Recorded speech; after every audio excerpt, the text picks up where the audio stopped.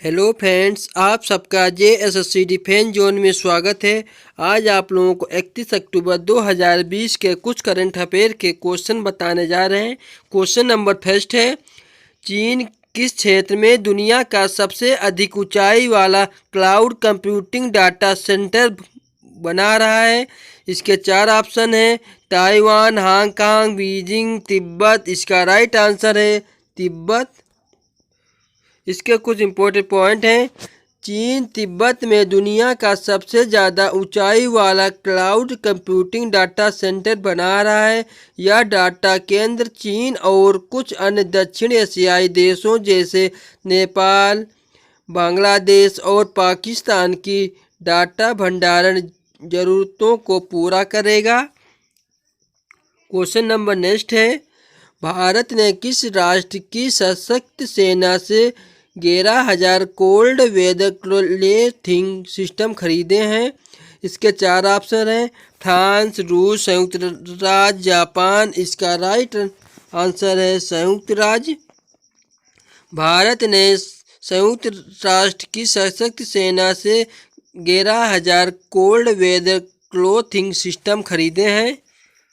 इसके कुछ important point हैं।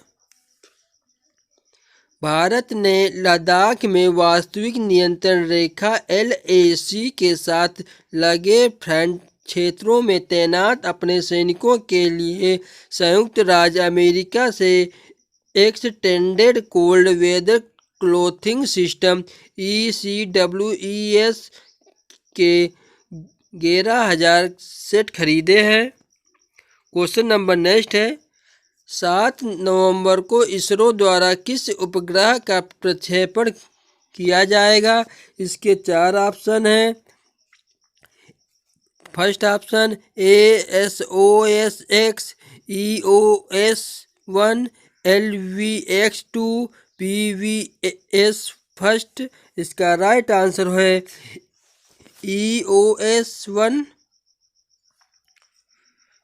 इसके कुछ इम्पोर्टेंट पॉइंट, भारतीय अंतरिक्ष अनुसंधान संगठन इसरो आने वाली 7 नवंबर 2020 को PSLV-C49 में प्राथमिक उपग्रह के रूप में अर्थ ऑब्जर्वेशन सैटेलाइट EOS-01 और 9 कस्टमर सैटेलाइट का प्रक्षेपण करेगा। क्वेश्चन नंबर नेक्स्ट है, भारत ने विकास परियोजनाओं के लिए मध्य एशिया के लिए लाइन ऑफ क्रेडिट का कितना विस्तार करने का निर्णय लिया है? इसके चार ऑप्शन हैं, 1.5 बिलियन अमेरिकी डॉलर, 2 बिलियन अमेरिकी डॉलर, 3 बिलियन अमेरिकी डॉलर, 1 बिलियन अमेरिकी डॉलर। इसका राइट आंसर होगा 1 बिलियन अमेरिकी डॉलर। इसके कुछ इम्पोर्टेंट पॉइंट हैं।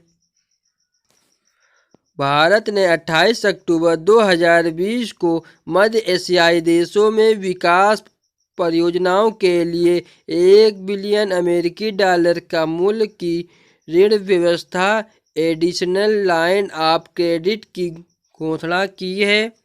क्वेश्चन नंबर नेक्स्ट है, केंद्रीय मंत्रिमंडल ने भारत और किस राष्ट्र के बीच स्वास्थ्य और चिकित्सा के क्षेत्र में समझौता ज्ञापन पर हस्ताक्षर करने की मंजूरी दी है? इसके चार ऑप्शन हैं, कैमरून, नाइजीरिया, डेनमार्क, कंबोडिया। इसका राइट आंसर है कंबोडिया। केंद्रीय मंत्रिमंडल ने भारत और कंबोडिया राष्ट्र के बीच स्वास्थ्य और चिकित्सा के क्षेत्र में समझौता ज्ञापन पर हस्ताक्षर करने की मंजूरी दी है। इसके कुछ इम्पोर्टेंट पॉइंट हैं। केंद्रीय मंत्रिमंडल 29 अक्टूबर 2020 को स्वास्थ्य और चिकित्सा के क्षेत्र में सहयोग का विस्तार करने के लिए भारत और कंबोडिया के बीच एक समझौता ज्ञापन पर हस्ताक्षर किए हैं। क्वेश्चन नंबर नेक्स्ट, किस राज्य के मुख्यमंत्री ने धरनी पोर्टल लॉन्च किए हैं? इसके चार ऑप्शन हैं, तमिलनाडु, कर्नाटक, आंध्र प्रदेश, तेलंगाना। इसका राइट आंसर है तेलंगाना। तेलंगाना राज्य के मुख्यमंत्री ने धरनी पोर्टल लॉन्च किया है। इसके कुछ इम्पोर्टेंट पॉइंट हैं। तेलंगाना के मुख्यमंत्री के चंद्रशेखर राव ने 29 अक्टूबर 2020 को भूमि और संपत्ति पंजीकरण के लिए धरनी पोर्टल लॉन्च किया। इस पोर्टल का उद्देश्य पंजीकरण प्रक्रिया में खामियों को कम करना है। क्वेश्चन नंबर नेक्स्ट, किसने इंटरनेट के लिए सिक्योर एप्लीकेशन नामक एक संदेश अनुप्रयोग विकसित किया है? इसके 4 ऑप्शन हैं। DRDO, इसरो, भारतीय सेना, प्रादेशिक सेना। इसका राइट आंसर होगा भारतीय सेना।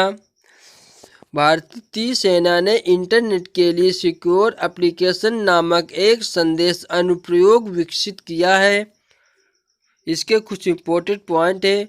यह एप्लीकेशन इंटरनेट पर एंड्रॉयड प्लेटफॉर्म के लिए एंड टू एंड सुरक्षित वॉइस, टेक्स्ट और वीडियो कॉलिंग सेवाओं का समर्थन करेगी। क्वेश्चन नंबर नेक्स्ट है, हाल ही में किस राज्य सरकार ने 600 रुपये में कोरोना टेस्ट करने का फैसला लिया है? इसके 4 ऑप्शन हैं। उत्तर प्रदेश, बिहार, पंजाब, झारखंड। इसका राइट आंसर है उत्तर प्रदेश। उत्तर प्रदेश राज्य सरकार ने 600 रुपये में कोरोना टेस्ट करने का फैसला लिया है। इसके कुछ इम्पोर्टेंट पॉइंट हैं। इसके तहत जहां नॉन कोविड केयर के मरीजों की कोरोना वायरस की RT-PCR जांच में 60% की कमी करते हुए 600 रुपये निर्धारित कर दी है। अभी तक ऐसे मरीजों को कोरोना टेस्ट के लिए 1500 रुपये देने पड़ते थे। क्वेश्चन नंबर नेक्स्ट, भारतीय स्टेट बैंक ने जापान अंतर्राष्ट्रीय सहयोग बैंक के साथ कितने अरब अमेरिकी डॉलर के ऋण के समझौते पर हस्ताक्षर किए हैं? इसके 4 ऑप्शन हैं। 5 अरब अमेरिकी डॉलर, 7 अरब अमेरिकी डॉलर, 1 अरब अमेरिकी डॉलर, 3 अरब अमेरिकी डॉलर। इसका राइट आंसर होगा 1 अरब अमेरिकी डॉलर। भारतीय स्टेट बैंक ने जापान अंतर्राष्ट्रीय सहयोग बैंक के साथ 1 अरब अमेरिकी डॉलर के ऋण समझौते पर हस्ताक्षर किए हैं। इसके कुछ इम्पोर्टेंट पॉइंट हैं। इस ऋण से भारत में जापानी वाहन निर्माता कंपनियों के कारोबारी संचालन के लिए धन के सुचारू प्रवाह में मदद मिलेगी। समझौते के तहत 60 करोड़ अमेरिकी डॉलर जापान अंतर्राष्ट्रीय सहयोग बैंक की ओर से दिए जाएंगे, जबकि राशि अन्य भागीदार बैंक देंगे। नेक्स्ट क्वेश्चन, पुरुष वर्ग में 100 मीटर के विश्व चैंपियन क्रिस्टियन कोलमैन पर डोपिंग नियंत्रण से जुड़े 3 नियमों का उल्लंघन करने के लिए कितने साल का प्रतिबंध लगाया गया है? इसके 4 ऑप्शन हैं। 3 साल, 4 साल, 2 साल। इसका राइट आंसर है 2 साल। पुरुष वर्ग में 100 मीटर के विश्व चैंपियन क्रिस्टियन कोलमैन पर डोपिंग नियंत्रण से जुड़े 3 नियमों का उल्लंघन करने के लिए 2 साल का प्रतिबंध लगाया गया है। इसके कुछ इम्पोर्टेंट पॉइंट हैं। ट्रैक एवं फील्ड की एथलेटिक्स इंटीग्रिटी यूनिट ने कहा कि कोलमैन पर मई 2022 तक प्रतिबंध लगाया गया है और इस कारण वह अगले साल टोक्यो ओलंपिक खेलों में भाग नहीं ले पाएंगे। क्वेश्चन नंबर नेक्स्ट है, किस राज्य को प्रधानमंत्री स्वनिधि योजना में पहला स्थान प्राप्त किया है? इसके 4 ऑप्शन। उत्तर प्रदेश, मध्य प्रदेश, राजस्थान, बिहार। इसका राइट आंसर होगा उत्तर प्रदेश। उत्तर प्रदेश राज्य को प्रधानमंत्री स्वनिधि योजना में पहला स्थान प्राप्त किया है।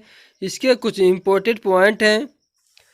प्रधानमंत्री स्वनिधि योजना का उद्देश्य कम ब्याज दरों पर 10,000 रुपये तक के कार्यशील पूंजी ऋण की सुविधा देना और ग्रामीण, पूर्व शहरी और शहरी क्षेत्रों में फेरी वालों और सड़क विक्रेताओं को लाभ प्रदान करना है।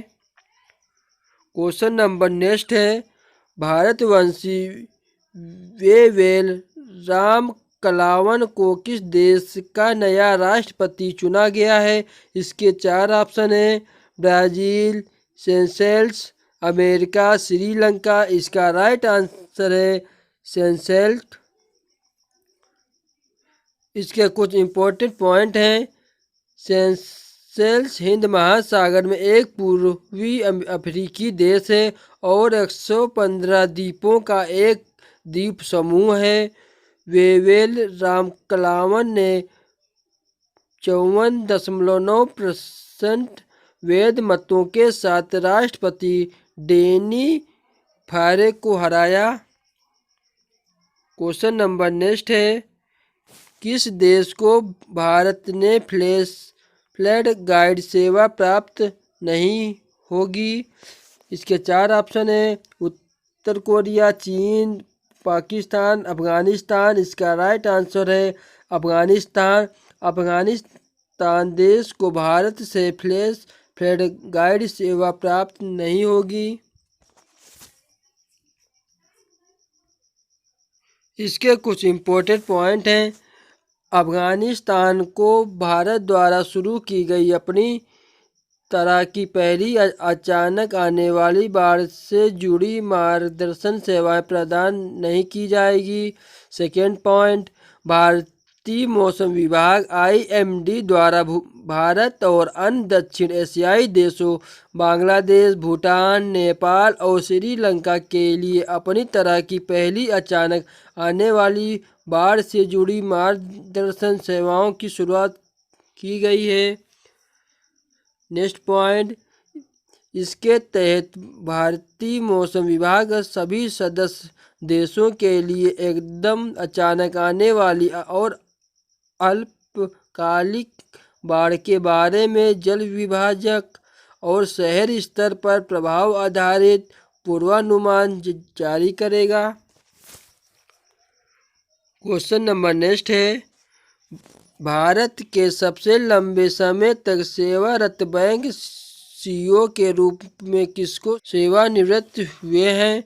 इसके 4 ऑप्शन हैं। आदित्य पुरी, निरंजन झा, रघुराम राजन, गौतम अदानी। इसका राइट आंसर है आदित्य पुरी। भारत के सबसे लंबे समय तक सेवारत बैंक के CEO के रूप में आदित्य पुरी को सेवानिवृत्त हुए हैं। इसके कुछ इम्पोर्टेंट पॉइंट हैं। आदित्य पुरी 70 वर्ष की आयु प्राप्त करने के बाद RBI के नियमन के अनुसार 26 वर्षों के बाद भारत के सबसे लंबे समय तक सेवा देने वाले बैंक CEO के रूप में 27 अक्टूबर 2020 को HDFC बैंक से सेवानिवृत्त हुए हैं। Question number next, Aditya Puri के जगह शशिधर जगदीशन ने किस बैंक के मैनेजिंग डायरेक्टर पदभार संभाला है? इसके 4 ऑप्शन हैं। Bank of Baroda, yes bank, HDFC bank, भारतीय स्टेट बैंक। इसका राइट आंसर होगा HDFC बैंक। आदित्य पुरी के जगह शशिधर जगदीशन ने HDFC बैंक के मैनेजिंग डायरेक्टर का पदभार संभाला है। इसके कुछ इम्पोर्टेंट पॉइंट हैं। HDFC बैंक की स्थापना अगस्त 1994 में हुई थी। इसका मुख्यालय मुंबई है। इसके संस्थापक विभू वर्गीज हैं। HDFC के चेयरमैन दीपक पारेख हैं। अगर आप लोगों को वीडियो अच्छा लगा हो तो वीडियो को लाइक, सब्सक्राइब, शेयर जरूर करें। Thank you.